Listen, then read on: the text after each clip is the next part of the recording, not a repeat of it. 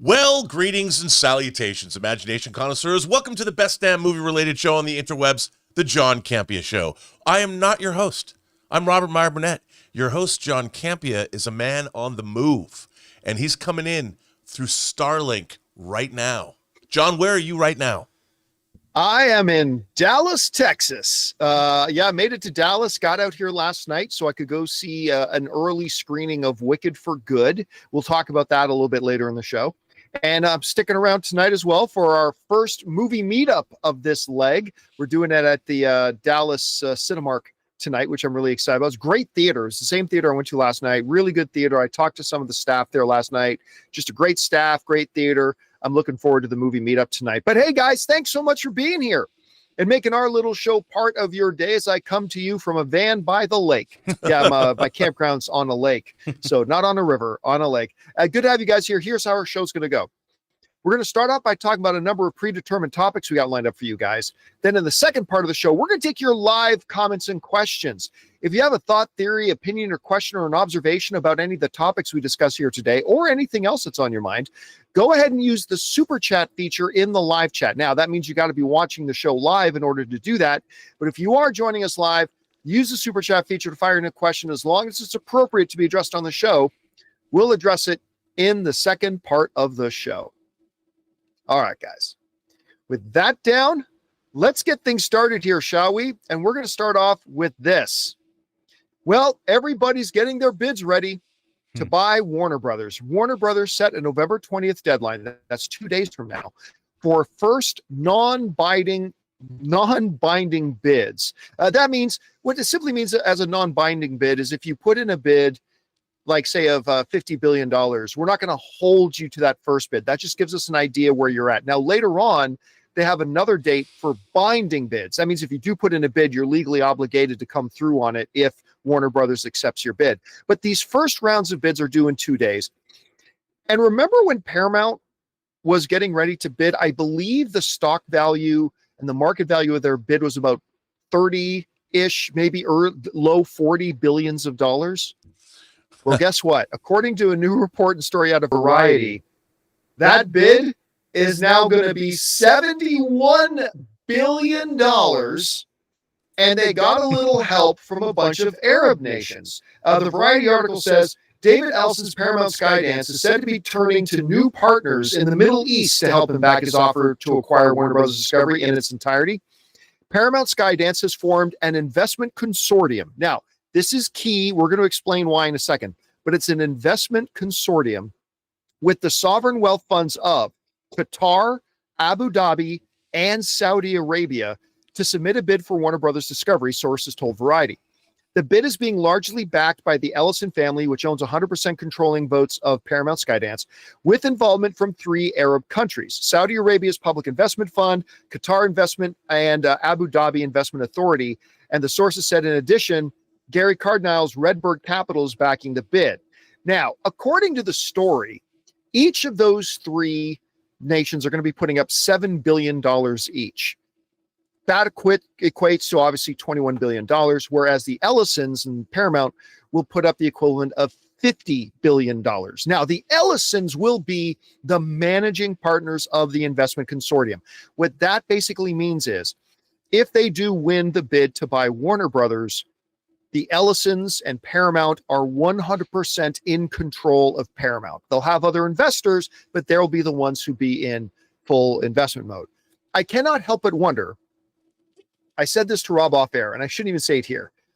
I can't even imagine, what the right-wing media narrative would be right now if Joe Biden was still president and allowing Arab nations to buy control of a media company. It would be crazy. I listen, I don't care. Money's money. That was founded by Jews. The Warner Brothers, Jewish immigrants 100 years ago. So again, I'm not trying to pretend like there should be an issue with it. I'm just saying I think that would have been hilarious if I could look into an alternate dimension and see how that would look. Yeah, I think we're in the alternate dimension. That's the sad part. That being all said, though, this is a huge escalation. Huge escalation in what started off about, I think it was a $23 a share bid, which was going to roughly equate to about high 30s, low 40 billions of dollars.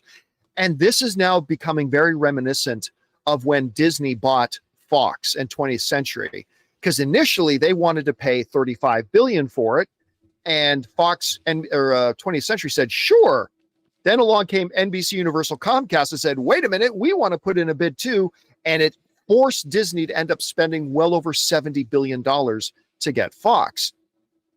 And as soon as Paramount made that bid, man, I said on this show, I said, once other bidders start coming around, you're going to see that they're like the Ellisons are trying to close this right away. Yeah. Because if other bidders come in, they're going to have to spend a hell of a lot more.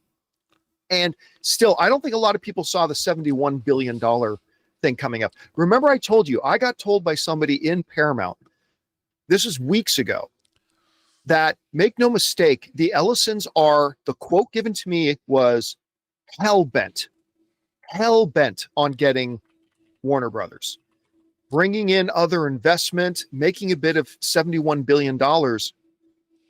Rob, Comcast Universal has that kind of money. Netflix has that kind of money. Apple clearly has that kind of money. But I don't know if to Comcast, to Netflix, or to Apple is worth $71 billion. Paramount may have just jumped into an insurmountable lead at this point. This is a really big number. What's your takeaway from this? Well, I mean, you know, a guy like Larry Ellison has ulterior motives to want to control all of this, his data centers.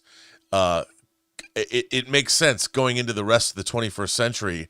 The Ellison family would wield a great deal of power across many different media platforms. And as we move into new media, AI, all of those things, they're going to control the means of production and distribution in a way that we've never seen before.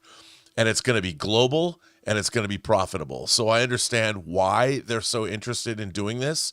And imagine the kind of, I mean, the content that they're going to control and the reach that they're going to have. I mean, we've never seen anything quite like it. If they get it, which it looks like they probably will.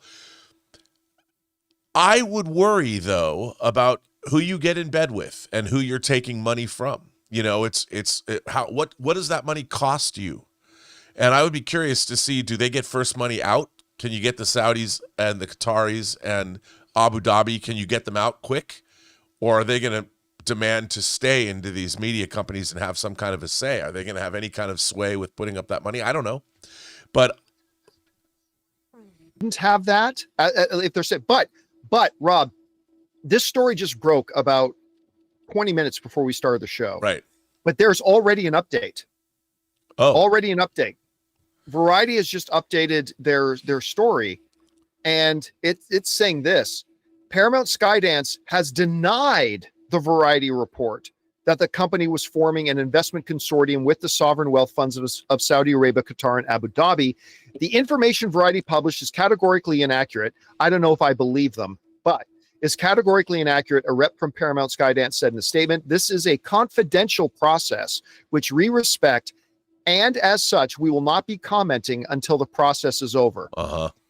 What that tells me is that Variety's report is not incorrect. There might be some detail. There might be some small detail in the matter, in the thing. But the thing is, Variety is not Gus's gas station movie reviews.fart, right? They don't just pick up on a rumor and run with it. They get 2, 3, 4 different independent sources to confirm something before they report something. And this is very specific, but I just find it very interesting that in their denial, they did not say, "Oh, no, we're not looking for investment with the Saudis." But I just thought, since we are talking about it, I just thought I should throw it out there that Paramount has officially said that the report isn't true, although they didn't deny that they're working with Saudi Arabia, Qatar, and Abu Dhabi. Anyway, that's just something else to keep in mind as we're talking about this whole thing. Sorry about that, Rob. I had to cut in there. No, you know, and the Crown Prince is right here talking to Trump now. So, you know, I mean, you got Qataris running our universities, people giving us airplanes. You never know. I don't think it's inaccurate. And I think that, look, they have to do this because they're going to shore up. Larry Ellison, like you said, is hell-bent on acquiring Warner Brothers. He's not going to let anybody trump his bid. And I think he's willing to do whatever it takes. And he knows that Comcast Universal can outbid what they could muster. So he's gone to, look, if he wants to do it, you go to the place that has lots of money. So it's not surprising to me that he's doing it. Is it good for us? I don't know. I can't say. But look, I just think at the end of the day, it's another example of how the business is consolidating, and I don't think that's ever a good thing. When you lose one more buyer of somebody that can decide to make a diverse slate of movies, I mean, regardless, they might give Warner Brothers its autonomy. There's still somebody overseeing. We've seen it happen. Oh, if you do a story on this person or that person, we're not going to let you. And it's concerning. And I hope that Warner Brothers, look, we as movie fans, I want to see Warner Brothers. It's doing well. It's got a great management team there. They're doing some great stuff. They're having a great year, and I'd love to see them continue. And hopefully, whatever happens, they'll be able to do that. Because at the end of the day, it's movies and TV, it's entertainment. But it's also news and other things. So I hope it all works out, John. Yeah, again, just want to remind everybody that the Variety's updated report saying that Paramount's denying it, but let's say the fundamentals of the story are still true.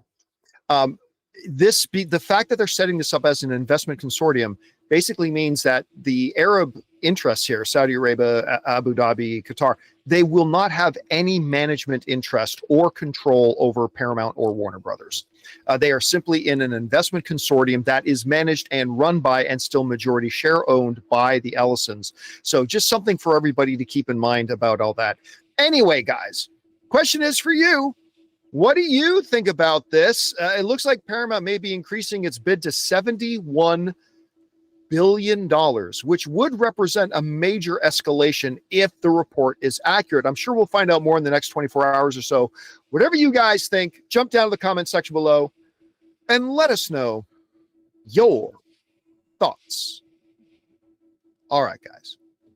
With that down, let's move on to this, shall we?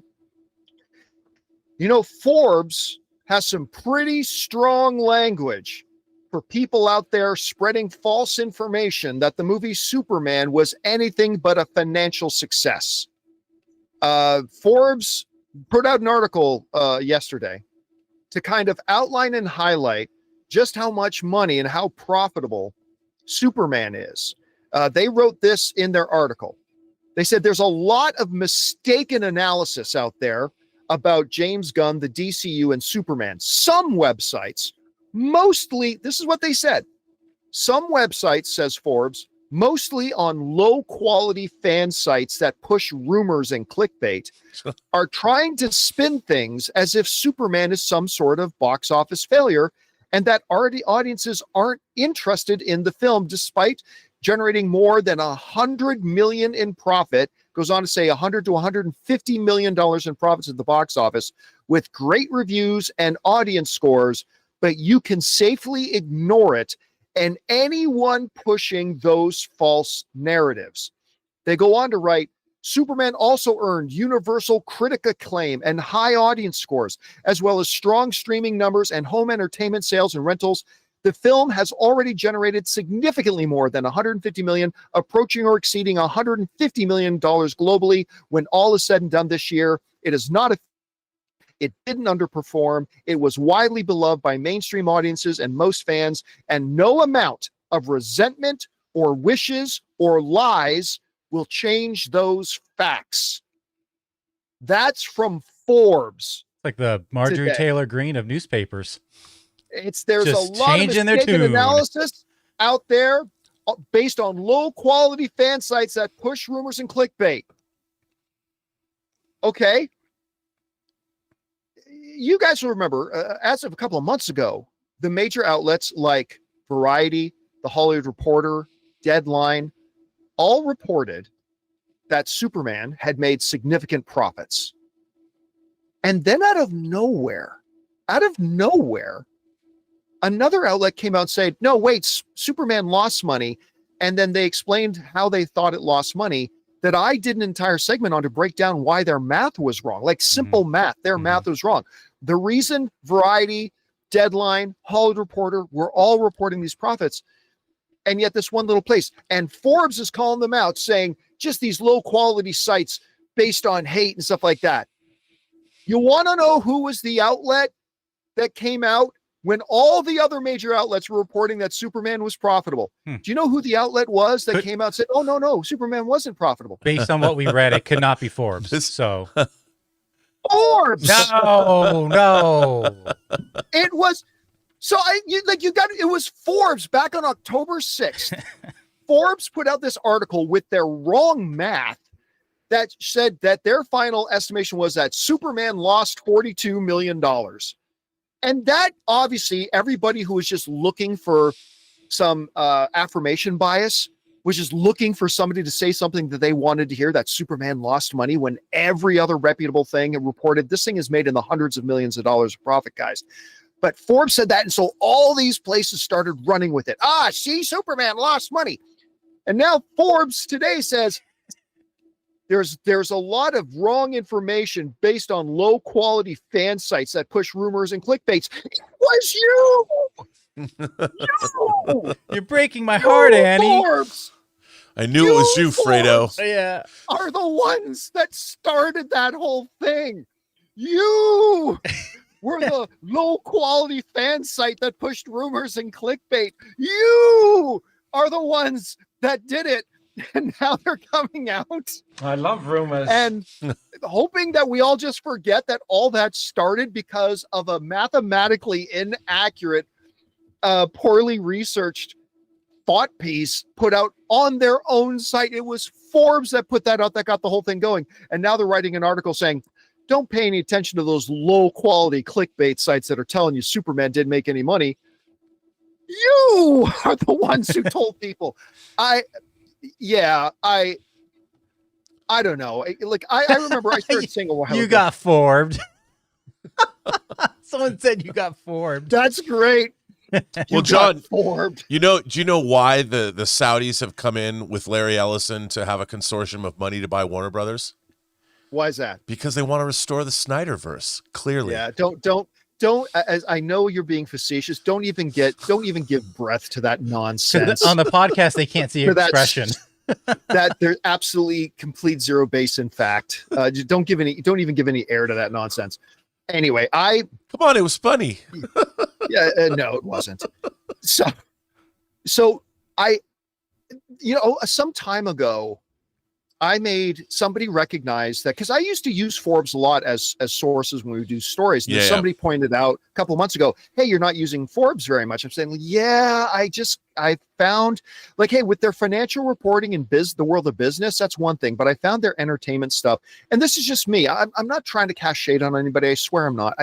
Just for me personally, I started to find some problems with their entertainment reporting. Personally, so I just decided not to use them as a source anymore. Mm-hmm. But I just couldn't help but chuckle a bit here when I saw this Forbes, chastising whoever those low quality clickbait sites are, spreading this false narrative about Superman losing the money. It was you. You're the one who did it. It's like when my wife tells me to meet her at a restaurant at 7:00. And then she calls me at 7:00 saying, where are you? And I say, I'm at the restaurant. She goes, I never told you to be at the restaurant. Who told you to be at the restaurant? You told me. That may or may not be a true story. I plead the fifth. But anyway, Rob, they are now accurately reporting, Forbes, that Superman made upwards of $150 million. By the way, I don't think it was that much. I think theatrically, I think it made more, around 100 to 125 million in profit. I don't think it was as high as 150. But that was just theatrical. Then they reported that they became the highest VOD of the year, that they made in the first 2 weeks of it being on PVOD. They made like another 40, but that's a side thing. I like to just focus on box office. So anyway, Rob, I do find it funny that Forbes didn't at least reference the fact that it was their own outlet that started that shitstorm a while ago. But at any rate, you see their new reporting on this. What's your takeaway from it? Well, I mean, there's also things that people forget. Like, there was many corporate branding deals, co-brands with places like Dairy Queen and they made there's a high-end knife company that had branding deals with Superman. So that's a lot of money they also took in that doesn't get reported as box office, but it does get reported as profit. But to be fair, we don't take any of that in consideration when we talk about other movies. I don't want to do it when we're talking about Superman. Sure. Either, but you're absolutely right. You're 100% right. But when you're talking about profitability, and the only reason I know that is because when I worked on Superman Returns, I was making videos for those corporate branding accounts for what they had. They had Warner Brothers Global Brand Management. That was a whole division that was started there. So they do generate quite a bit of money. And, one of the things, John, about marketing is when they think about marketing, the studio has a marketing and overall marketing budget for their entire fiscal year based on what's coming out. So, and those marketing budgets are separate things. And sometimes we just assume that, we're adding marketing to something, but marketing is an overall, and that's an expense. That's they write that off as a business expense. So it's something to take into consideration as well when you're discussing profits. But I think that this is, Forbes is like the Wall Street Journal. They live and die based on whether or not they're a reputable outlet. And I think you're right about its entertainment reporting sometimes is very biased based on whether or not they like the people involved. It seems like it's very personal. So you do have to take it with a grain of salt. But in this case, I think that they were incensed because, Warner Brothers is a big publicly traded company. And if they're going to talk about things that are profitable, they better get it right because it affects their overall, all of Forbes is, every story has to be accurate. Otherwise they're no one's going to listen to them. And so their financial reporting, especially in this volatile financial realm that we now live in, you better get it right because markets are rising and falling as the hours tick by. So it's important that Forbes corrects itself. But it is funny that they're correcting themselves. I don't mean for this story to be a referendum on Forbes. No, I don't mean that at all. Let's to be fair, it's not like they're the only ones this has happened to. Okay, so I'm not trying to. I just thought it was funny that a lot of people. I remember when it was all happening, a lot of people say, "John, why aren't you covering the story that Superman actually lost money?" And I was like, because it's not a story, that they got it wrong. And now Forbes itself is correcting themselves. Anyway, guys, the question is for you. What do you think about this? Forbes is lambasting those terrible sites that put out this false information about Superman losing money, which of course was Forbes that put out that information. Anyway, whatever you guys make about all that, jump down to the comment section below and let us know your thoughts. All right, guys. With that down, let's move on to this, shall we? It's official. Let's welcome the new alien overlords to just come down and wipe out humanity because we've reached the point of no return as it has been announced that Sony is going to be making a Labubu movie. Yes. If you don't know what Labubus are, I found out today. God bless your precious soul. I found out today. Because my world has kind of been inundated with the Labubus. My wife started collecting them. And then not only did my wife start collecting Labubus, she started collecting clothes and accessories for the Labubus to dress them up, little LA Dodgers hats on them and stuff like that. Then even South Park did a big episode on the Labubus.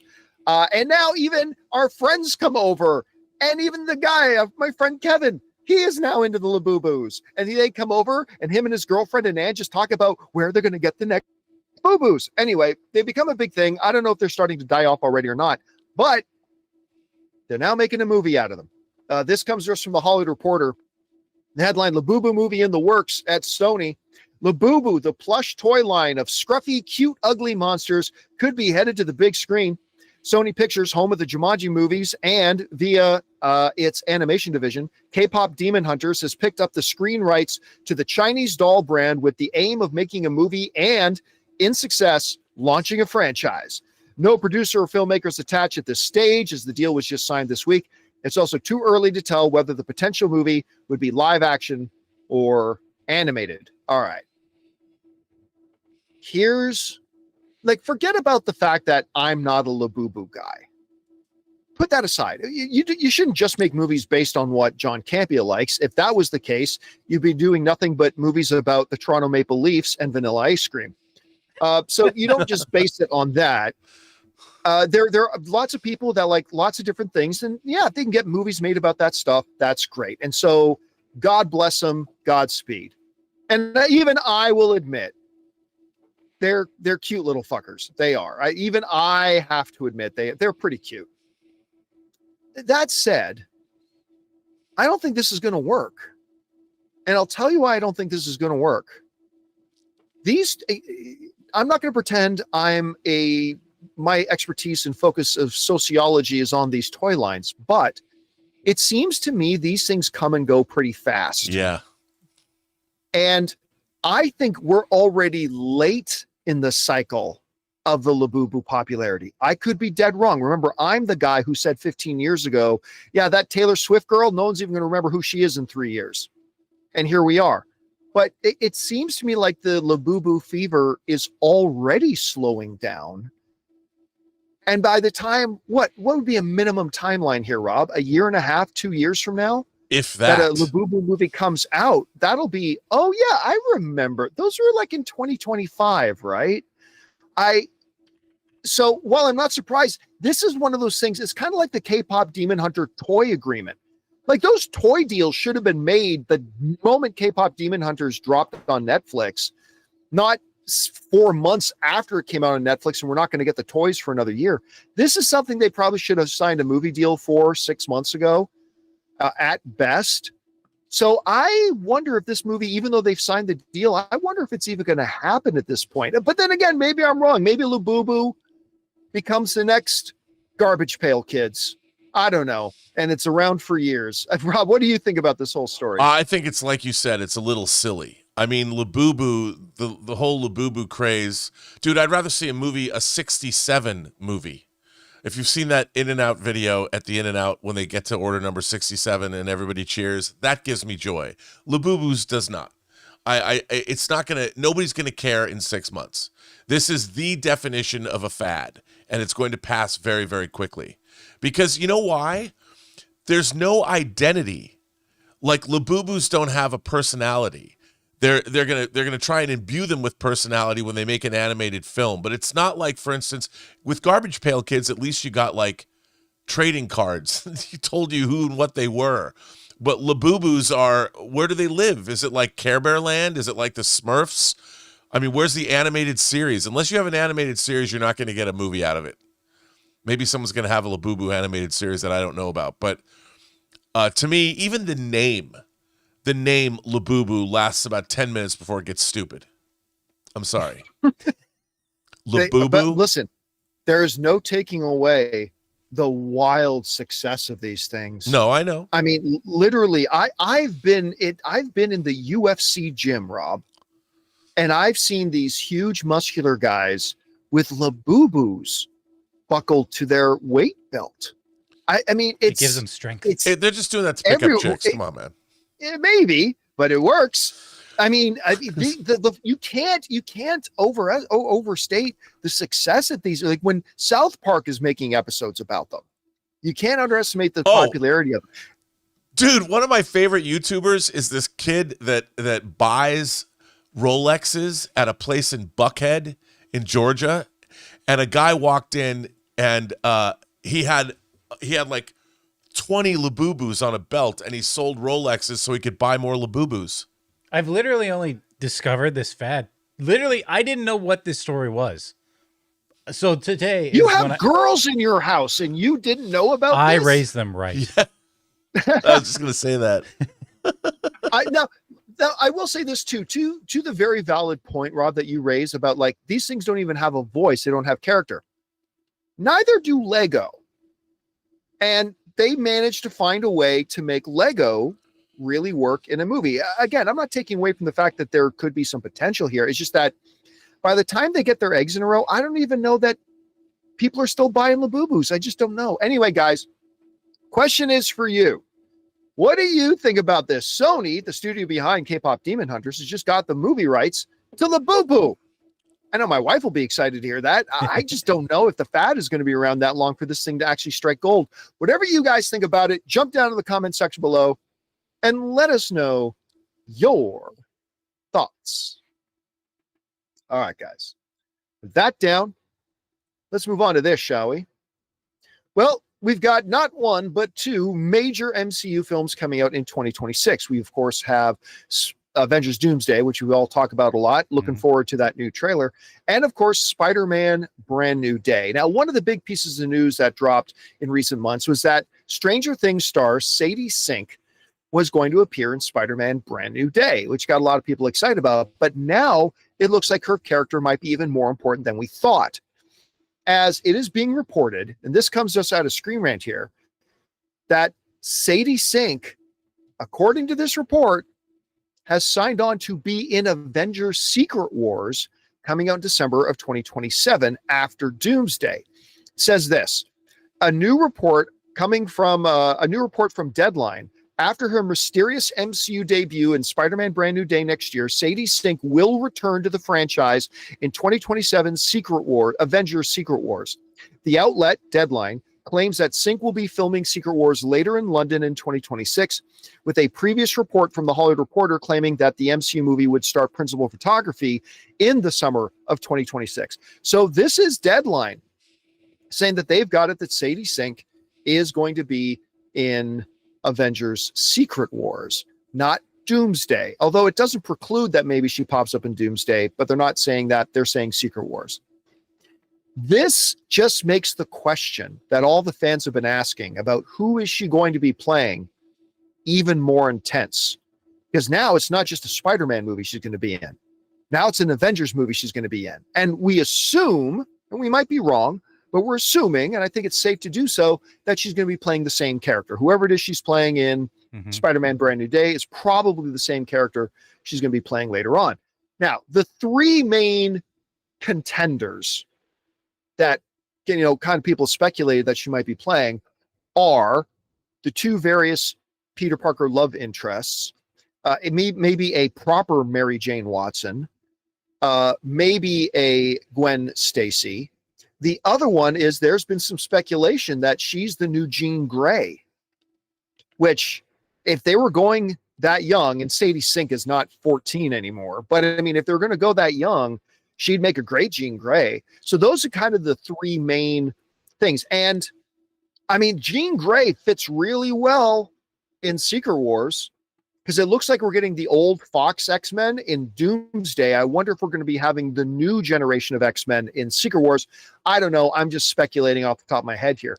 Anyway, Rob, what do you think about this story coming out of Deadline that Sadie Sink is going to be in Secret Wars? And does that give you any more kind of insight as to who she might actually be playing in this universe? I think that everybody's going to be in Secret Wars. Everybody who ever existed. Ever is going to be in Secret Wars. Secret Wars. Labubu is in Secret Wars. I do, because I mean it's going to be. It would not surprise me if Shaquille O'Neal comes back and plays Steel in Secret Wars. John Henry's. Who knows? The entire Justice League. What was Billy Zane again? The Phantom. In the purple suit? The Phantom. Billy Zane is the Phantom. I mean, hell, you never know. Alec Baldwin's going to come back as the Shadow. It's going to be great. I'm telling you. It makes sense to me that Spider-Man Brand New Day is going to be connected in some way to Doom's shenanigans. As I speculated, I believe that the post-credit scene is going to have, based on the 40 Marvel movies that came before it or whatever, Spider-Man Brand New Day has to have some connection by the end of the movie. The post-credit scene, somebody's taking somebody somewhere. Somebody's going. Whether it's the end of the world as we know it, Battle World is being formed, we're moving into Doomsday, and somebody joins Doom's group. I think that whatever's going to happen, it ain't going to be good for Spider-Man. And Sadie Sink is going to be part of Doom's consortium of evil. That's what I think. And I don't know who she's playing. I really don't. I have no idea. Give us your two best guesses. Well, the thing about Jean Grey is I don't see Jean Grey seems like that would be an outlier in terms of But then again, that's not I don't know. I just don't think that they would introduce an X-Men that way, but what do I know? I have no idea what the plans are. And it would be interesting because you might introduce Xavier's School for Gifted Youngsters. I mean, in Gray Malkin Lane, you never know. But I think she's probably playing Gwen Stacy. Doesn't she have to be playing Gwen Stacy? I would think that would be the obvious answer, wouldn't it? I'm going to bet on Gwen. Gwen Stacy. But then you put Gwen Stacy in Secret Wars. Like, I guess is she like a Pepper Potts then in a sense? Where I don't know. I mean, look. The thing about Secret Wars is, by definition, I mean, it's the end of the multiverse saga. So, if you have if we have God Emperor Doom, and you go into that like medieval setting, I think you're going to need just as many civilian characters as you need superheroes. Yeah. I would imagine. And you would have a resistance of both kinds of characters. And what an interesting way, because I would imagine that if there's going to be a huge Marvel reboot, I don't think Spider-Man is going to be rebooted. So I think that Spider-Man, the Tom Holland Spider-Man, and whatever character Sadie Sink is playing is going to transition out of Secret Wars into other movies. So she's going to stick around, I think. I think most of them are. I'm going to go outside the box. I'm going to say it's none of the above. I don't think anybody. I don't think Jean Grey. I don't think Gwen Stacy. I don't think Mayday Parker. I don't think a proper Mary Jane. I think she's going to be somebody completely we're not going to even anticipate. That's I think once we found who she is, I'm going to take the other. I'm going to check the other box and think she's going to be somebody else. Anyway, guys, question is for you. What do you think about this? According to Deadline, Sadie Sink is not just going to be in Spider-Man Brand New Day. She's going to be in Avengers Secret Wars. Does that give you any different kind of perspective on who you think she might be playing? Whatever you guys think, jump down to the comment section below and let us know your thoughts. All right, guys. With that down, we still have a number of other things to talk about here, including I'm going to give you my Wicked for Good review. I went to go see it last night here in Dallas. Also, Project Hail Mary just dropped their first full trailer. Holy crap. We're going to talk about that. And there's a new report, whether it's believable or not, we'll discuss, that Tobey Maguire is indeed in Avengers Doomsday. What kind of role would he play in there? Is there even any validity to it? We're going to discuss that and a few things more. But before we do, we're going to take a quick second here and thank one of the sponsors of today's episode of the John Campea Show, our friends at BetterHelp. Guys, we want to take a second and thank the sponsor of today's video, BetterHelp. You know, guys, as the days start to get shorter and it starts getting dark before you've even had dinner, this time of year can feel a little heavier than usual. And something I've been trying to do lately is to reach out to people I haven't connected with in a while. Just last week, I messaged a buddy of mine that I haven't talked to in a while, and we just grabbed lunch. And afterwards, I found myself thinking, why didn't I do this sooner? This time of year isn't easy for everyone, and staying connected really does matter. We're better when we have community, when we have support, and when we make the effort to check in with the people we know and love, and check in with ourselves. And for a lot of people, reaching out for therapy is the same way. It can feel like a big first step, but once they do, they often say, why didn't I do this sooner? And BetterHelp can be that first step. BetterHelp's therapists follow a strict code of conduct and are fully licensed in the US. They'll also do the matching work for you. After a short questionnaire, they'll help connect you with someone who fits your needs, drawing on more than 12 years of experience. And if the match isn't quite right, you can switch therapists anytime. So this month, don't wait to reach out. Whether you're checking in on a friend or reaching out to a therapist yourself, BetterHelp makes it easier to take that first step. Our listeners get 10% off their first month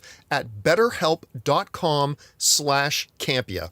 That's better, HELP.com/Campea. Help for sponsoring today's episode of the John Campea Show. All right, guys, with that down, let's move on to this, shall we? Well, as I mentioned a little bit earlier in the show, I'm already in Dallas. And last night, I went to the Cinemark Dallas to go see an early Amazon fan screening of Wicked for Good. Now, look, I never went to go see the stage play. So I walked into the first Wicked only seeing it because it's this big cultural phenomenon. I was quite surprised how much I liked it. Like, I really enjoyed Wicked, and I had no issues, no problems whatsoever with the fact that it got nominated for Best Picture.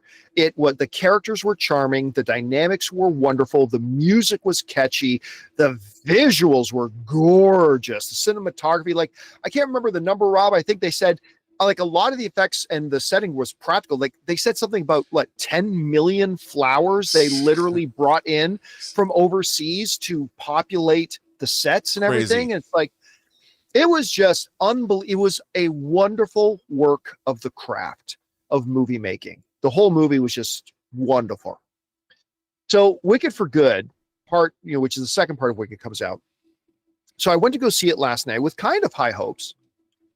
And I got to say, I did not like it as much as the first one.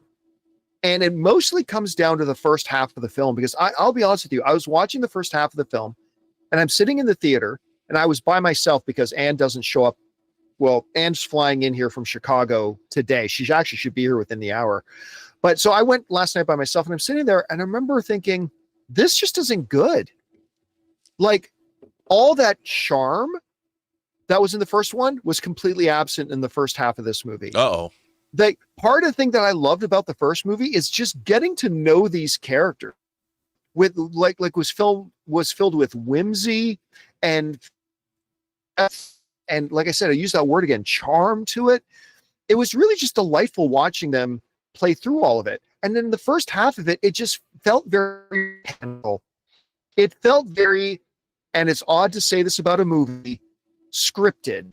It didn't feel organic. It didn't feel like it had that spark to it that the first film had. It just felt like they were going through the motions. Okay, we got this plot point and this plot point. We're just kind of grudging their way through the story until they could ultimately get to where they were going.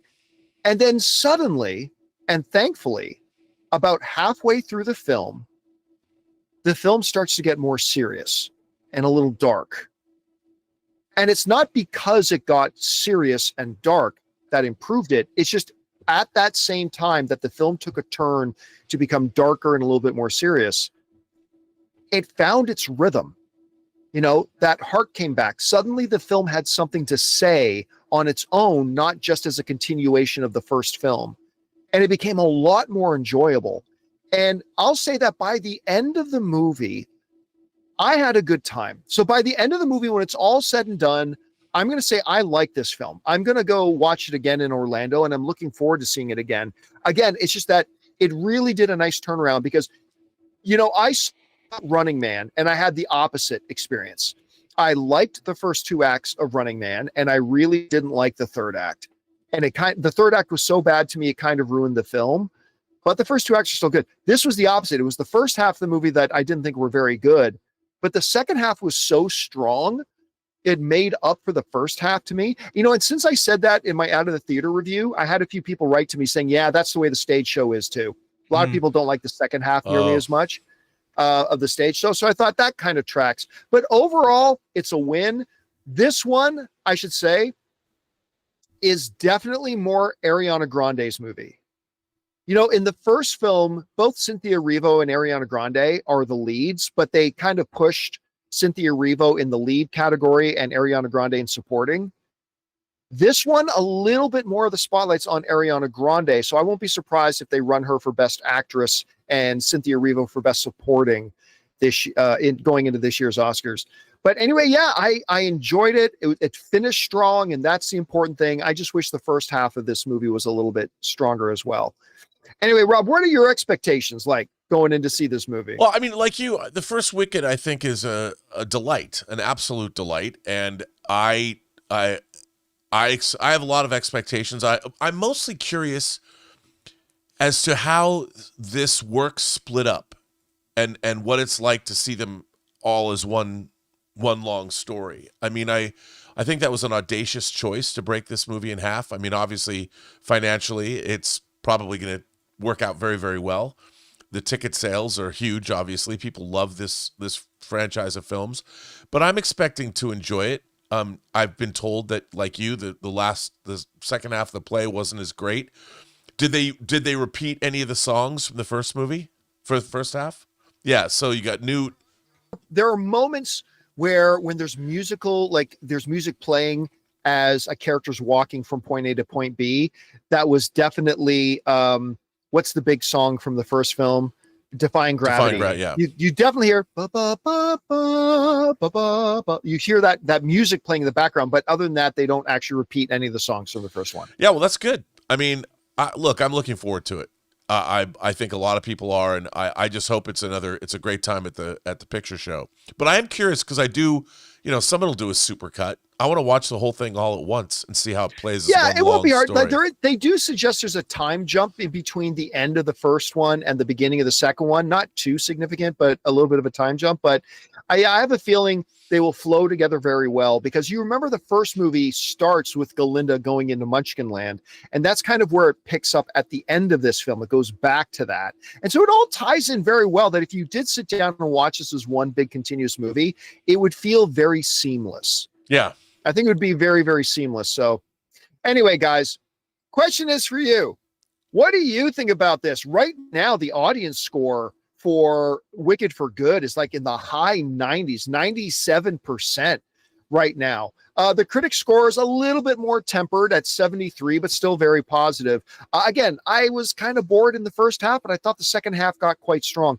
Whatever you guys thought about it, if you saw one of those screenings last night, jump down to the comment section below and let us know your thoughts.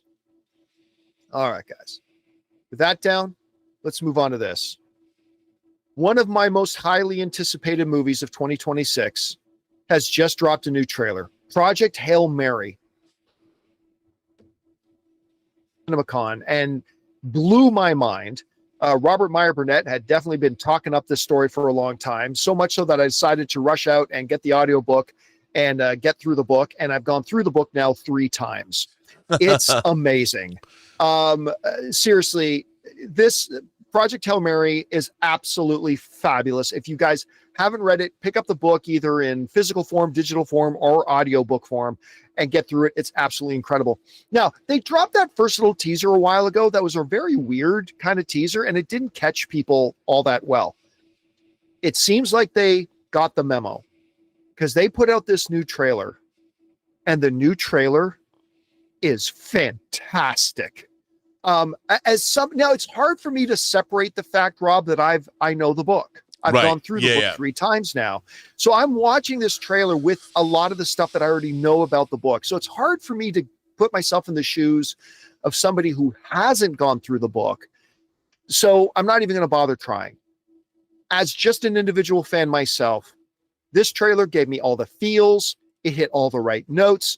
Some people, I'm sure, will say, oh, you shouldn't be showing the alien. The alien pops up in the first act of the movie. Rocky shows up in the very first act of the movie.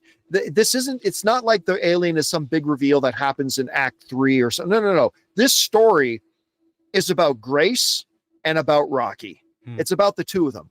So there was really no purpose. It would be wrong to try to hide him, in my opinion, because he's a main character of this movie, not some big reveal later on. So I'm glad they put Rocky in it, and I love this character so much. Fist my bump. I have no tattoos, but if I were ever to get a tattoo, right underneath, one of the Star Wars logo, then the Toronto Maple Leafs, and then Fist My Bump. I think Fist My Bump would be the next one I would put under there.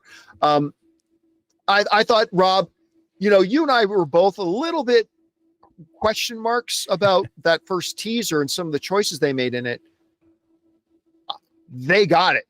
Yeah. Because I thought they nailed this trailer. I think it looks incredible. It's still like one of my top 3 most anticipated films of the year. You're still predicting it's going to win Best Picture. Anyway, you saw the trailer, Rob. What did you think about it? Well, when they showed us, obviously the thing I wanted to see at CinemaCon most of all was this, that was anything from Project Hail Mary, and Amazon led their presentation at CinemaCon with this, and they showed us 8 minutes. It was a long extended trailer, and the tone of that was absolutely perfect. The tone of that, and it had the right amount of apocalypse, the right amount of humor, but not too much humor. It showed us the characters, and it didn't show anything of Rocky. And it was epic. The first trailer, the teaser they dropped, I thought leaned too much into the humor, the Lord and Miller of it all, and it didn't convey that this is truly, this is an epic story where literally the future of all life on Earth itself is in the balance. And there's a lot of jokes, and obviously I think that it's perfectly cast. I think Ryan Gosling is perfect in this role, but obviously they want to make sure that it appeals to everybody, so they lean into the humor. But to me, if they play this right, this could be the Shawshank Redemption of science fiction movies. Not that it's about a prison or it gets depressing, but in terms of the way people feel by the end of that film. Right. Or maybe, it'll bring Gen Z more of those Interstellar vibes.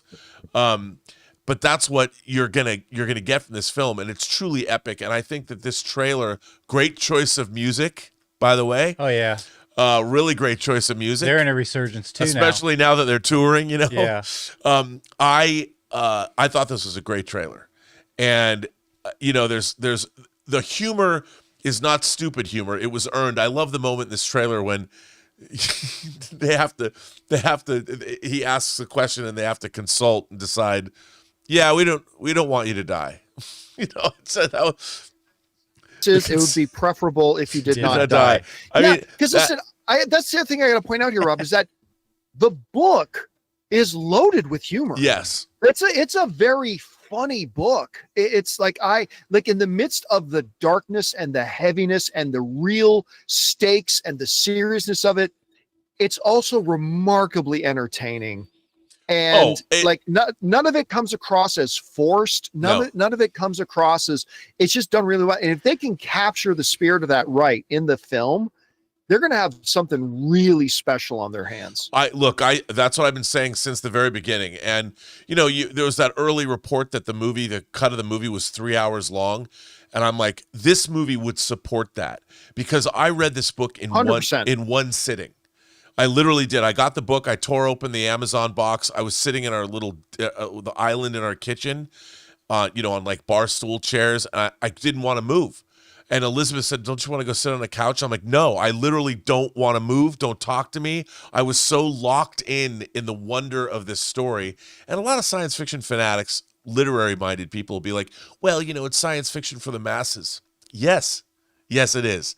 And it is a delicious, heartwarming, but yet apocalyptic story where the world is literally, every human being is at stake.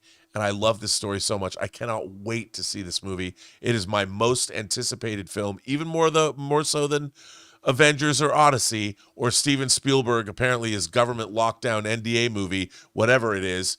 I can't wait. This is my number one film of 2026, bar none.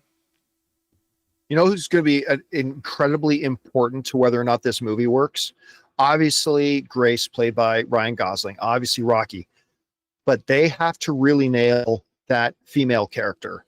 The doctor, the one who's in charge of Project Hail Mary. From the trailer, it does seem. The casting What's the character's is great. name again? I forget her name, but she came I forget her name too, but she came from Anatomy of a Fall. The character is great. Yeah, she was in Anatomy of a Fall. She was Oscar. Didn't she win? Did she win the Oscar? Is it? I can't remember. I'm just trying to remember the name of the character. Oh no, Eva Stratt.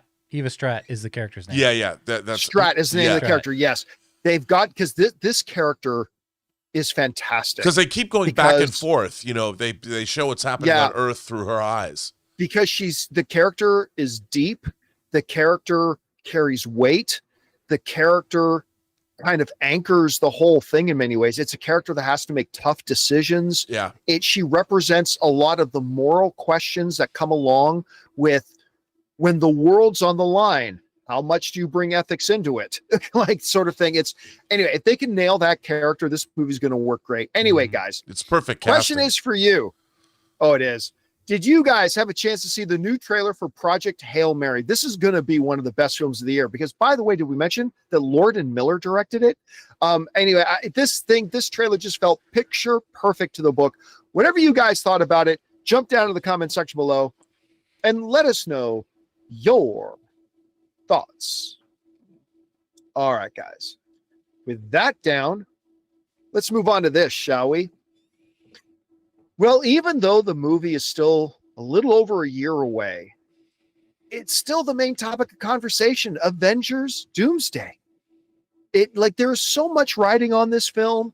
It is the kind of the new peak of the mountain of what has been the single most successful film franchise in the history of the industry. And even though it's a year away, everybody's still talking about it. Every new rumor, every new report. Hell, we are excited about a trailer coming out in the next couple of weeks. Well, now there's a new report going around that is claiming that Tobey Maguire, of course, Spider-Man from the original Sam Raimi films, that Tobey Maguire is going to be in Avengers Doomsday. This is what the folks over at the Direct wrote. They said, Entertainment Insider Daniel Richman claimed in a report that Tobey Maguire's Spider-Man will appear in Avengers Doomsday. Maguire's Peter Parker, Peter 2, was last seen going back to his universe in Spider-Man No Way Home's ending, and his return in Doomsday will mark his second appearance in the MCU. Interestingly, in September of 2025, fans spotted Maguire in London where they were filming Doomsday at the same time they were filming Doomsday. And this sparked speculation that the actor could have already filmed scenes for the MCU. Production for Avengers Doomsday wrapped in the same month. All right. Let me get the big elephant in the room out of the way first. It is important to note that this story is not coming from The Hollywood Reporter. It is not coming from Variety. It is not coming from Deadline. It is also not getting you Forbes. Okay. It is coming from Daniel Richman, who has gotten some significant big things right and also puts out stuff that is very wrong. This is not here to be a referendum on Daniel Richman's, but I just thought it was important that we keep in mind this is not an official statement from the studio. This is not from one of the major trades. This is coming from elsewhere, but it's something everybody's talking about. All right. My feeling on this has always been Tobey should not come back at all. Bringing Tobey into Spider-Man No Way Home was a love letter, a one last shot, a makeup, if you will, for the fact that we never got Spider-Man 4. We never had a chance. Tobey Maguire never had a chance to say goodbye as Spider-Man because just weeks before production was supposed to start on Spider-Man 4, Sam Raimi's Spider-Man 4, it got canceled, which of course led us to the Andrew Garfield Spider-Man, which also got unceremoniously canceled. And so Spider-Man No Way Home kind of served as a great way for the two previous Spider-Men, both Tobey and Andrew, to come back and get their heroic goodbye. And they got it almost perfectly, not quite perfectly, but almost perfectly. And the way they went out and went back into their universes, that was perfect. That was the send-off. That was the goodbye. I don't think they should risk ruining that by bringing them back again. I think, they did it. He's obviously not going to have a long-term play in the MCU anyway. I don't think he should come back, and I don't think they should bring him back. Now, that's the shoulds. Woulds are a completely different question. And Rob, I remember we talked about this when those reports came out that Tobey Maguire was spotted in London at the same time that they happened to be shooting Avengers Doomsday. And we were like, yeah, that's probably happening. I mean, I don't know that for a fact. I can't say that for a fact. But you and I said, yeah, this is probably happening if he's there. Again, I don't think he should, but it kind of looks like he will. That in no way means they're going to bring back the Raimi verse. That doesn't mean anything like that. I think they're probably going to bring him back for something to do in Doomsday. I don't expect him to be in Secret Wars, but you never know. And if he is, then that raises the question about Andrew Garfield. Does Andrew Garfield also come back? Does he play a role on this? I mean, if you can't have Tobey Maguire in Doomsday, which they're still saying he's not, maybe you can have one or two other Spider-Men. Anyway, Rob, what do you think about this report? First of all, let me ask the question. Do you believe the report? Second question is, assuming the report is true, like you and I speculated months ago when they spotted him in London, what kind of role do you think he'd be playing? Was it a good idea for them to do it? How do you see this? I think absolutely he's in the movie, and absolutely does he work for Doom. He's part of Doom's team. He is not a good Spider-Man. He works for Doom because nobody. So you don't think this is the same Tobey Maguire we saw in Spider-Man? No, it is. It absolutely is. But and he's not. So this is Tobey from Sam Raimi's Spider-Man, and you don't think he's a good guy? He's pulling an Anakin? I think he's a good guy, but I think Doom. Okay. I think Doom recruited him because remember, people don't know that Doctor Doom's a villain. You know, Doctor Doom is Tobey Maguire's Spider-Man. Doom is going through the multiverse, recruiting people. And we're going to get a whole team of heroes that are in his thrall that work for him, that think he's right, that think he's correct in doing what he does. And and Spider-Man, because otherwise, by the way, how cool would that be? When you find out that Tobey Maguire and eventually Tom Holland's going to confront him and be like, bro, and you know what's going to happen to him in Secret Wars? He's going to die. Oh, no. I mean, come on. This movie's going to be epic. You got to think epic. What is epic? He's going to work for Doom. By the way, I don't know this. I have no idea. But if you read the Secret Wars storyline, he's going to be recruited. Doom's probably going to recruit a lot of people that we're going to be surprised by. And he's gone through the multiverse and handpicked these people. And Tobey Maguire is just one of those people. And, because why would Doom doesn't know. He doesn't know that Tobey Maguire was just on Earth 616 and started No Way Home. He just found him traveling through the multiverse and made him said, listen, the multiverse is a danger. I have a plan. I need your help. That's what Doom said. All right. And he's going to have a whole cadre of people that are going to surprise the hell out of us. Well, Rob seems to have all the information. By the way, I don't know this. People think I know. I don't know. I'm just assuming. I just go by what I would do. If it was my movie, Tobey Maguire would be in it and he'd be working for Doom. I like the idea. I mean, if he's going to be, again, I'm on record. I don't think he should come back. But if he is, I like the idea of Doom killing him in Doomsday. Because then we talk a lot. We talk an awful lot about, Doom needing to really establish himself with the audience by taking on or taking out somebody significant. For Thanos, it was fighting Hulk. For Doomsday, what's it going to be? Man, if he kills Toby, what if he kills Toby and Andrew? Well, I mean, the thing is, that would make an impact. That would make a huge impact. There's got to be emotional stakes in this movie because otherwise the whole thing is just a gimmick. And I think that you're going to find out that Doom, the best villains don't think they're villains. They think they're doing the right thing. And I think you're going to have Robert Downey Jr. is not going to play Doom like, I am evil. He's going to have a plan that's going to seem, and you're going to have the same thing that happened in Civil War. You're going to have a huge schism between all the heroes because that's what's going to happen. That people are going to be like, wait a minute, this guy's got a point. Our universes are at stake. And, nobody knows who Doom is. He hasn't done anything bad to anybody yet. So he's going to roll up and be like, hey, guys, I need your help. Okay. And he looks like Tony Stark. So there's going to be some kind of shenanigans. And I think Doom's going to gather a team. I stand by the idea that, and I know it makes some people uncomfortable and upset, that Doom, looking like Tony Stark, a now slightly older Tony's daughter, runs up, says, Dad, and gives him a big hug, and then he stabs her through the gut, and Doom kills Tony Stark's daughter. Listen, everybody gets mad at me for bringing that up, but I mean, you want to make a big emotional impact. You want to have your John Wick, where the guy kills John Wick's puppy moment. That's your moment. Now, I don't know that they're going to do that. But I don't think they have the testicular fortitude to do it. I just think that we're going to love Doom.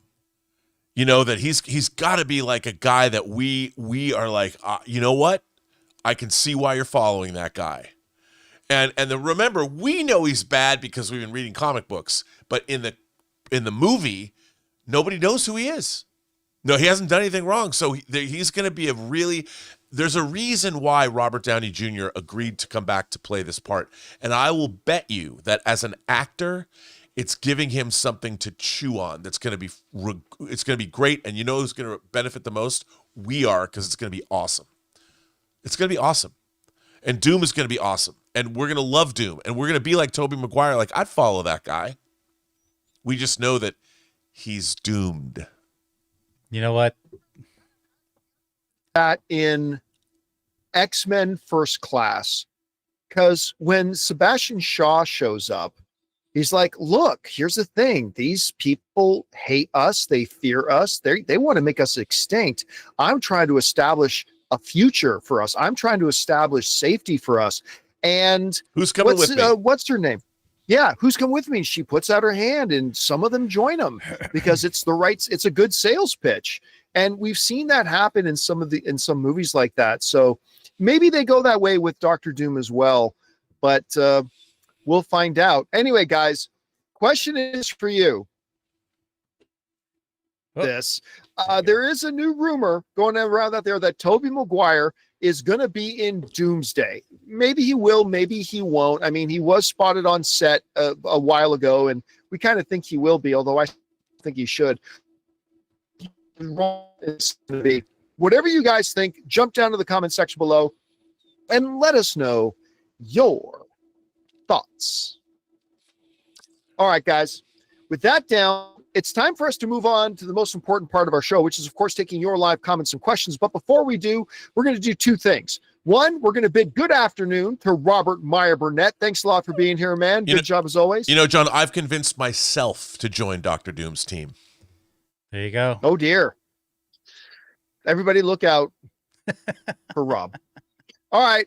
Guys, the second thing we need to do before we get to your questions, of course, is to take a moment and thank another sponsor of the John Campea Show today, our friends at Zapier. Guys, we want to take a second to thank the sponsor of today's video, Zapier. You know, one of the biggest game changers of the past year has been AI. But let's be real, just talking about AI doesn't actually make your day any more productive. What does make it more productive is finding tools to put AI to work for you. And that's where Zapier comes in. Zapier is the easiest way to take AI and plug it directly into the apps and processes that you're already using every day. No IT bottlenecks, no complexity, just results. For me, it's been about saving time on repetitive stuff so I can focus on the work that matters and I actually enjoy. And it's not just me. Over 3.4 million companies are already using Zapier to streamline everything from sales and marketing to IT and HR. With their AI orchestration platform, you can connect top AI models like ChatGPT or Claude right into the apps you already use. So whether it's automatically enriching leads, coaching your sales team, or even resolving IT tickets, Zapier makes it simple. Guys, join the 3.4 million companies already automating with Zapier and transform how you work with Zapier and AI. Get started for free by visiting zapier.com/Campea. That's zapier.com/Campea. Campea should have listened to me. I doomed him out. He's gone. He's out of the multiverse. Try to send me away. I'm here. He's not. Let's do some questions, Jonathan. Don't worry. The hero of the day is still here, though, guys. I'll ward off Rob while we answer your questions. I'm telling you. Here they come. All right. Let me just scroll down here, though, because I had to refresh everything. All right. So first up, we got X-Men Superfan. It's a two-parter. I've been explained that romance and tragedy are genres that can't overlap. That wait, was that yesterday? Yeah. Okay. Yeah, that was yesterday. Sorry, it carried over to today's. Screen speak. Romance and tragedy can't overlap. What about Romeo and Juliet? Hey, that was exact. I brought up Romeo and Juliet, and romance and tragedy are the best genres to overlap. And John brought up Moulin Rouge. So I know, because my entire life has been one romantic tragedy after the next. See, you're the perfect candidate for Doom. There you go. That's why he was able to recruit me. Yeah. He promised me Jean Grey. He knew my love of redheads. We got Screen Speak, who says, the first official question of the day. John, overreaction or not, Zootopia 2 will be better than Inside Out 2 for, well, wait a minute. Oh, for you. Your thoughts. Well, we can't really speak for you, but let's just say in generic. Do you think that's an overreaction that Zootopia 2 will be better than Inside Out 2? Well, I would imagine those are two very different kinds of movies. Yeah. I mean, it really depends. I mean, Inside Out 2, Zootopia is more of a traditional narrative, a traditional Inside Out, the whole Inside Out, I guess you call it franchise, is a very different kind of a thing. So I could see that Zootopia 2 might be more your speed, but it's such a different thing. I never would have thought to compare Inside Out with the Zootopia franchise, but in your case, probably since you're bringing it up, you can speak for yourself, but I'm willing to bet, since you brought it up, that you're probably right. Possibly. I'm going to go push back on that and say that emotionally speaking, I would say Inside Out 2 is still going to have more of an impact. All right, we got more of an impact. Yeah. But because I think it's more meaningful, but you might like it better. Zootopia 2 is more of a traditional. Yeah. Gopala says, what the hell happened on the set of Rogue One? Anytime Gilroy and Edwards talk about it, you think Kathleen made them cover up murder and bury about, has there been a murder? Well, I mean, I think, look, what they want to do is when you put out a motion picture, you want the narrative to be that that's the movie that you made. And, Gareth Edwards brought in Tony Gilroy. I don't know if he brought him in, or I think, because if memory serves, Tony Gilroy helped him on Godzilla. And I think that was maybe, I don't know, you might have to correct me on this, but I think they just want people to not worry about what they didn't get, but only worry about what they did get. Look, everyone knows that there's a lot of things that were in the trailer for Rogue One, like that cool TIE fighter shot coming up by Jin that wasn't in the movie. And there was a lot of, from what we heard, that the movie was much darker. And I don't think that they want to convey anything but that Rogue One is exactly the movie they wanted to make. Personally, I would love it if they did a director's cut of Rogue One, because after Andor, I think it warrants it. You could put all that stuff back and nobody would care, but they just, the narrative is the narrative. So that's kind of what I take that with a grain of salt. Yep. X-Men superfans, Snyder Bros will still find a way to delude themselves into believing it lost money, clinging to the belief somehow it's more important than the reality it did. Why can't they move on? Man, that is a good question. I think that Zack Snyder's Justice League is probably the greatest fan triumph, I've said this before, since a letter writing campaign got us a third season of Star Trek back in the 1960s. It was a huge win to get Zack Snyder's Justice League. And I love Zack Snyder's Justice League. But you know what? I have news for you. If Zack Snyder was able to finish his Snyderverse, you know what would happen? Darkseid would be defeated. There you go. There's the end of it. You don't need any more. You can wonder all you want, but that's what would happen. I mean, you really are the doom of this universe. I'm sorry, but if Zack Snyder made another movie and made another Justice League movie, Darkseid would be defeated. Might we see the rest of the Forever People? Might we see the rest of the New Gods? Might we go to New Genesis and Apocalypse? Sure. But Darkseid would lose. Yeah. And that's how it would end. It's just an odd, it's like they live in this bubble where they think how they feel about a movie is what the world hangs in the balance of. So them loving a film means this film that's completely unrelated did poorly, or if it did great, it has nothing to do with their love of a franchise whatsoever. It's not reality. It's Fugazi. It's Fugazi. What's that from? It's from Al Pacino and Johnny Depp. It's from, what's it called? It's called... Oh God! Now I can't think, because I was thinking about when they used. No, it's not from that. It's from Wolf of Wall Street. Wolf of Wall Street. Fugazi. Yeah, it's Wolf of Wall Street. I was wrong. See, I was wrong. When you said that to me, I'm like, oh, I don't know, because that's not what I was doing. Moving on, unless you want to have more to answer. No, to me, it's a weird thing, because you got the win, you won it. Why buy it back? I mean, it's bizarre to think, and with Zack Snyder making The Last Photograph right now, Zack Snyder put out a shot of behind the scenes photograph, and he used Ennio Morricone's music from The Mission. Oh wow! It was with the elbow doodle doodle. Yeah. It was perfect. And you know what?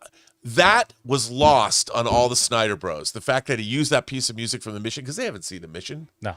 I mean, he's giving you cinema history and he's giving you a lesson. Yeah. But yeah, I'm really looking forward to that. So you go, Zack Snyder. Boom. I have hot toys. And you were thinking of Donnie Brasco. I was thinking of Donnie Brasco. That's what I was thinking of. Fugazi. But I think he does say Fugazi in it, but it's Wolf of Wall Street. Fun fact, my grandfather knew Donnie Brasco. He did? Yeah. Wow. Because he worked the docks. I love that movie. Yeah. He's a friend of ours. Yeah. You're a friend of I'll ours. give you a little history on my family someday. I want to hear that. Oh, we Um, should just do it live. John's not here. Part of my plan is doomed to take over. the series The Offer. That family, that Yeah. syndicate. Oh, Direct connections to my family history. Oh, Giovanni Ribisi. Yeah. Not Ribisi so much, but we played. But Right, yeah. right. That series is so great. Aiden Foley says, "Can't wait to meet you on Monday in Orlando. I love your show. You have been my inspiration to major in film." That's awesome. In film college. Big I love fan that. as always. I love it too. Well, I know you wanted John to hear that, but you know what? You're going to get to do something better and tell him in person in Orlando. Be sure and ask him how much he loves Disney World. He'll love that. Yep. We got X-Men Super. But wait, I want to congratulate. yeah. Also, I should. That's so cool that you went to film school. I love the fact that the show's inspired people to do things like that. That's great. Well, and you should be happy that there's such thing as people going to film school. I do love that. I think know? that's fantastic. And not just like social media school, influencer school. Oh or my something God. Like that. Get a proper education. Go make some movies. Mm-hmm. Go forth, my child. You Before the are world's you are the destroyed. hero of the day, Aiden Foley. X-Men Superfan says Muppet films usually have a couple of songs. So, who would you like to compose for? Is there going to be a Miss Piggy film? Well, yeah, Emma Stone. Where's was Chris talking Carr about- when you need her? They were talking about they're making a Miss Piggy movie, or Jennifer Lawrence was talking about it too. You know, like they're in promoting "Die My Love" or whatever. Somebody's doing a Miss Piggy movie, and who would I like to compose music for the Miss Piggy movie? 9 Inch Nails. Come on, why don't they make a goth Miss Piggy movie? I mean, there was a pig's head in the video of what was that song? Do do do do do do do. What's the name of that? I forget. It was one of their biggest hits, you know. And he's like, dun, dun, I wanna. yeah. So it was a beheaded pig's head. Yeah, but, can I say that? It it wasn't closer. It is closer. Is it might have been closer. Might be closer because they used the remix of Closer in the titles of 7. You know what? How about the people that wrote the songs for K-pop Demon Hunters? Topical. I want to see Miss Piggy get her K-pop on. You know, at first I kind of scoff at that, but honestly, I mean, it would be a really great way to keep it, contemporary. I saw a K-pop goth band on Instagram this morning. You know, and it has to be contemporary because the Muppets work the best when they're satirizing what's now. Yes. I mean, you can't have the Muppets come on and satirize things from the 70s and 80s. No one's going to get it. Like, we'll get it, but we'll be like, what's the point of that? You know? A Muppet anime movie. Ooh. Why Muppet anime babies. Anime babies. There you go. Let's do that. Yep. X-Men Superfan says, unless it's Deadpool kills the Labubu universe, I'm not interested. I would watch that. Fred Hembeck's Deadpool kills the Marvel universe or kills the Labubu universe. I'm in. But even if they did if they made a Labubu joke, it would already be old. Labubus are going to come and go. I just really feel like, what is the point of that movie? Because, like you said, it's not rooted in a lore. No. So it's like it could easily become like the next emoji movie. Labubu seems like it was AI, like an AI generated product. The Chinese came up with this AI generated product, and it worked. You've got people buying all these things until they It's realize a customization that, you know what it is to me? It feels like it's just learning about it today. It feels like a weird mixture of Cabbage Patch Kids meets Beanie Babies. Yeah, or meets Where the Wild Things Are. Yeah. They got the. Yeah. Well, look, but I'm just saying in terms of like productivity, the product itself. And, popularity. We got Elliot Knight who says, trying not to get too ahead of myself, but the 27 Oscars seem like they're going to be great. Project Hail Mary, Michael, The Odyssey, Dune, Part 3. It's going to be stacked because 26 is going to be a great year for movies. Don't forget, we're getting Steven Spielberg's whatever that movie is, the movie where he finally comes out and tells the world that disclosure is going to happen. Yeah. I mean, when Donna Langley doesn't know what your movie's about, that's some crazy stuff. Yeah. Crazy. The more you learn about this, what you don't know about this movie, the weirder it gets. Yeah, I'll tell you something. I was told by one of the people I interviewed on Designing Hollywood about, this was like a year ago, that there was this crazy movie at Universal that Steven Spielberg was making that for some reason the clampdown was put, like it's a government secret thing. It's like where they put the Ark of the Covenant at the end of Raiders. So I'm looking forward to that. I mean, is it a movie that we're all going to have to sign NDAs when we see it? I don't know. Yeah, I don't think so, but it'd be interesting to see. We got X-Men Superfan is back and says, what LGBT character from DC would you like to see make it to the DCU? That's more for you, because I don't, I know the DC universe, but not that great. Not like I know Marvel. So Colossus would count for Marvel, but I don't even know now who is LGBTQ in the you DC go classically universe. from the comics, I mean, they've changed it around so much. That's true. You know what? I guess the Alan Scott Green Lantern.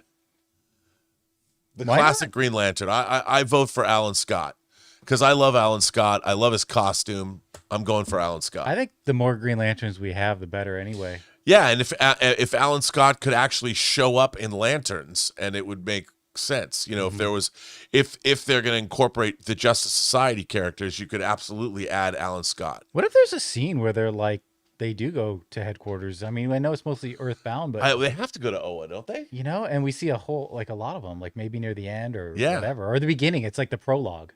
Yeah. I don't know. Anyway, we got Cody Hunt who says, Running Man felt like a Lucas Lee film from Scott Pilgrim. I was waiting for someone to yell cut and reveal that it was a movie within a movie. That's funny. I like that. I mean, yeah, look, I think that I saw Running Man, and I think it has a tonal issue. And it's interesting because Edgar Wright usually gets that tonal issue correct. I thought his first film, Shaun of the Dead, was both a legitimate horror film and a rom-com, and it worked beautifully. And he juggled those things. Same with Hot Fuzz, same with World's End, and up until now, Scott Pilgrim was my least favorite Edgar Wright movie until The Running Man, and I was really excited for it. But yeah, you're right. You're right about that. Cody Hunt follows up. Wicked for Good was delightful. I didn't want to be one of those people, but I was tempted to clap at the end. I have no problem applauding a movie at the end. It happens. I don't either. It happens at least like in Burbank a lot because obviously it's a studio city. Yep. But to me, it's very like on an opening or weekend or whatever, there's more hype for it that people applaud movies, and it's great. It just everyone then just realizes like we just experienced something together that was great. Yeah, I love that. I think people should applaud. I mean, in LA, people do applaud because you never know who's in the audience you want to support. And he says, God, I love movies. Yeah. I love movies too. As a matter of fact, it's our favorite thing in the world. Movies and movie news. I heard that somewhere. Yeah, somewhere. But not here, not in this universe. No. John Campea is gone. I doomed him away. Yeah. I sent him to the cornfield like Billy Mooney. He was a bad man. He's a very bad man. Oh, my God. I know that movie. X-Men, man, I'm sorry. Sometimes Rob just unlocks memories from my brain, and then I kind of like freeze for a moment. That's what I do. And I'm just like, yeah, I remember that. Okay, moving on. Apologies, guys. X-Men Superfan says thoughts on Isabella Merced as Kendra Hawkgirl. I loved her. I don't think she was given nearly enough to do. As I suspect, I think they cut 45 minutes out of Superman. I think there was a lot more to Superman, but they needed to pare it down, and I think rightfully so, to 2 hours. I would love to see a James Gunn supercut of Superman because I think she got a lot more to do. She is sassy. She is sexy. She's a great actress. I think she's a lot of fun, and I love the character of Hawkgirl, and I want to see her come back. And I just love her as a person. Like I saw her, was I showing you the video of her singing? There's some video of her singing. She was singing like salsa music. I saw that on the internet. She was great. I would see her front a band. I love her. Can I say that? I'm old. If I say I love somebody, I don't want people to think like I don't like drool over her. I think she's a very talented individual. I mean, I could be her grandfather for God's sake. So don't get all nasty with me online. Did I nail the reference? There you go. Say You're a bad man. If you guys don't know this reference, Shame on you. That's why I froze, because I haven't seen that in so long, and then you unlocked a memory. That's from the Twilight Zone episode It's a Good Life, written by Jerome Bixby, who also wrote the second season Star Trek The Original Series episode Mirror, Mirror. Superfan follows up and says, thoughts on Bridges of Madison. We never get asked these questions, so thank you, X-Men. Bridges of Madison County. Watched this years ago, and it broke my soul. I'll do you one better. I read the book before I saw the movie, because it was one of those books that everybody was talking about. Not my usual bill of fare. The book made me cry. And the movie I thought was a terrific, shout out to Clint Eastwood. I thought the movie was terrific. Yeah. I thought it was a really good adaptation of the book, and I quite enjoyed it. But yeah, that book made me cry. That's a good pull. Bridges, you know what? Not enough film fans have seen Bridges of Madison County. I know it's a weepy romance, but you should watch it. The performances are incredible. Come on, look at you got two goats in that movie, and I don't mean the animal kind. No, but it wasn't kind of a farm area, rural area. It's true. It is a rural. Well, but, thank you. County. I will say thanks, X-Men, because the last week or so we have been, and it wasn't just from X-Men, but we've been getting questions on more deeper cut films that people just don't ask us about much anymore. I love that. It's not, and it's like, thank you. Let's talk about all the history of film. Yes. Dan the Man says, for the time jump in Wicked for Good, they say there have been 12 tides that have turned. A tide turn takes 6 hours, so a lot changes. Well, no, but this is the world of Oz. We don't know how long the tides are. Yeah. It's just like in the world of Fire and Ice in the Game of Thrones. Winter only comes every so many years. Right. It's not, and it lasts for 100 years Yeah. or something. Winter is coming. Yeah. Winter is here. What a great We're moment. here in for the that turning of series. the tides. Um, Now for wrath, now for ruin, and a red dawn. At dawn, look to the east. Yeah. Right. X-Men says, oh no, sorry, I just got to scroll up. X-Men says, what actor do you think always brings a great deal of gravitas to the roles? Probably could go on about that. Yeah, that's gravitas. I think Tom Hardy, somebody new. I think Tom Hardy brings a level of gravitas to his roles. I would agree. I do. I think he's got a lot of gravitas. I think Stellan Skarsgård brings, and Mads Mikkelsen bring a lot of weight to their roles. Jeremy Irons brings a lot of weight to his role. What do you get a woman who has everything? A bottle of insulin. Reversal of Fortune. If you've ever seen that, check it out. Jeremy Irons is so good. And if you want to go back, George C. Scott. George C. Scott. He just commanded the camera, the lens. The next time you put your hand in a puddle of goo that a moment ago was your best friend's face, you'll know what to do. Yeah, he was great. What was the Spencer Tracy brought yeah. gravitas. If you want to go back, Spencer Tracy brought great gravitas. You know what's funny about Spencer Tracy is that Spencer Tracy talk here, guys, is that a lot of times people thought he had this contemplative personality. He'd always look down at the ground before he'd say his line. He revealed years later he was just looking for his blocking, for his mark. Yeah. And then he'd get to his mark and he'd say his line. I love Spencer Tracy. We got let's see, did we do this Oh yeah, X-Men says, what is your favorite Diane Lane film? Well, if you really want to be cool, you'd say A Little Romance. I'm just going to go there, but I'll tell you, there's only one answer. You could also say Rumblefish, but there is only one answer to say what your favorite Diane Lane film is. Do you know what that is? Is it Unfaithful? No. It's not bad. It's a good one. Yeah. Is it what's it called? Pony Boy? Why can't I think of Outsiders. Outsiders. She's absolutely beautiful in that, and but it's a smaller Rumblefish. role. So I wouldn't say it's a Diane Lane movie. Yeah, this is not a Diane Lane movie. Okay. But it's the best Diane Lane movie. What is it? Streets of Fire. Streets of Fire. Diane Lane was so hot singing, oh my God, Going Nowhere Fast. Come on. Just look it up. Look up the Nowhere Fast music video from Streets of Fire. Diane Lane in Streets of Fire.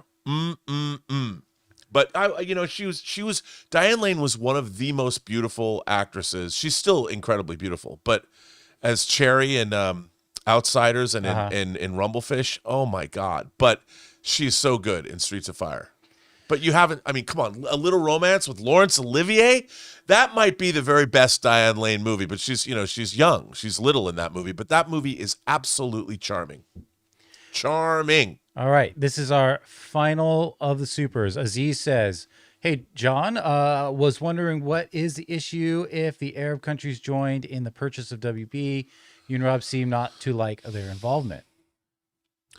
Well, I mean, I would say in terms of Arab countries, does Qatar have the best interests of the United States in mind? I mean, do they? And Saudi Arabia? I mean, I think that there are obvious ideological differences between those countries. The UAE may be a little closer to, Abu Dhabi. Mm-hmm. But I mean, I do think there are obvious differences between, especially because in those countries, the movies that Warner Brothers makes and Paramount makes are not all shown in those countries. Right. And if you want to go, look, why would you want to have countries financing your entertainment if they themselves won't show it, that your entertainment is haram? I would say that is a big issue, and I would not want to see our movies at all be dictated to by people who have ideological differences about the content of those films. We are all haram in the West. Everything we do is. So there's the obvious answer. Just like I wouldn't want Russia to have control over our entertainment industry, or North Korea. And I'm not comparing Saudi Arabia. It's just different. The ideological differences that we have affecting our, and also, even domestically, there are forces in our country domestically I wouldn't want dictating what movies should get made. I mean, but I'm not saying that. The thing is, the one thing about the Crown Prince of Saudi Arabia, he is a movie fanatic. And to speak candidly, the Saudis are doing some really interesting things with movie making. I was told by a director friend of mine who will remain nameless that they have made inflatable sound stages. A friend of mine, I'm not kidding. No, inflatable sound stages. I have a friend who was looking into shooting a remake of a major fantasy film that's mostly set in the water in Saudi Arabia. And I think the Crown Prince loves movies. So I could see, ultimately that there could be a definite, I mean, they're having comedy shows in Saudi Arabia, and there is reform happening in terms of the thought process. So I could see Saudi Arabia eventually becoming a great media hub at some point, because the Crown Prince, he wants to reform their society, make it a little bit more liberal, and he loves movies. Yeah. So and like you said, it's also domestic. I mean, we have issues with, Larry Ellison. I mean, because now you've got this media giant connected into your kind of control over the internet and information, and it just becomes like oligarchs becoming more and more powerful and influential. And then it's like, what do we then they'll not only do they show us what they want to show us, but will they start telling us no on what we want to create? Exactly. I mean, the Qataris already sponsor a lot of higher places of higher learning in the States, and they have rules about how you can even talk about them at those institutes that they have been funding to the tune of billions of dollars. And if that were to start, that would be... So then it becomes not free and independent. It's one thing to have the investment, that's fine, but and the support, but when you then say, you're no longer free and independent, well... But you know what? To be honest, I would like to see Saudi Arabia become a production hub, because I would like to see filmmakers in Saudi Arabia telling stories that I've never heard.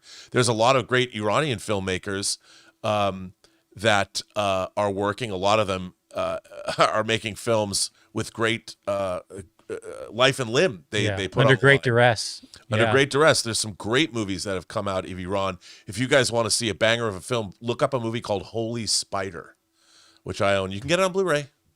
But yeah, the more countries, especially the more Islamic countries that open up and start making movies, I'm really looking forward to those voices being allowed to make the kinds of films, especially female filmmakers.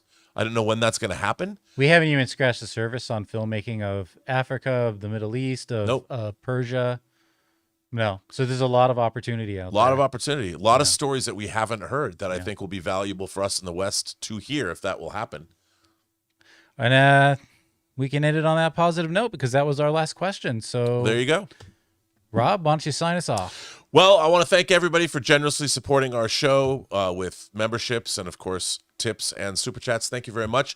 We very much value having you. You make this show what it is. And I'm really sorry that with the power that Doom bequeathed to me, I have eliminated John Campea from this multiversal part of the multiverse. So whether we see him again, no man can say. Maybe he'll come back, maybe he won't, maybe somebody will snap him back into existence. But at least for today, John is somewhere in Texas. Maybe he's in a cornfield. All right, guys. See you later.